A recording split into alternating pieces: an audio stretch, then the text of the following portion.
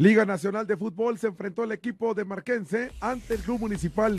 El único tanto del partido lo consigue Kevin Elías y la victoria fue de Marquense sobre el conjunto Escarlata.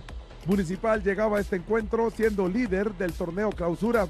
Sin embargo, no pudieron resolver en condición de visitante en el occidente del país. La gente sabe que el equipo ha mostrado buen fútbol casi todo el torneo, de lo que va. En ese sentido estamos contentos que le hemos demostrado al equipo que se puede jugar bien.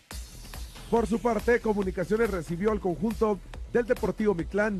Los salvos se fueron arriba en el marcador, estaban ganando 1-0. Después llega Emiliano López y aprovecha este desacierto de Ricky Nelson Murga y puso el 2-0.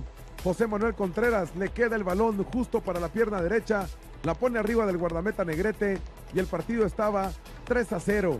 Y José Manuel Contreras, que regresó a la actividad con Comunicaciones, consigue el segundo y el cuarto para su equipo.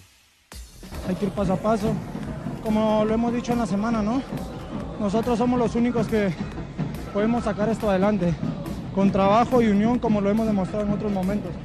Agradecer al grupo por la confianza de siempre y ahora pues me tocará trabajar más para poder estar a la altura de ellos, ¿no? Un buen partido para nosotros y por eso se da el resultado abultado, pero ahora pues a dejar esto y a pensar el próximo partido, ¿no?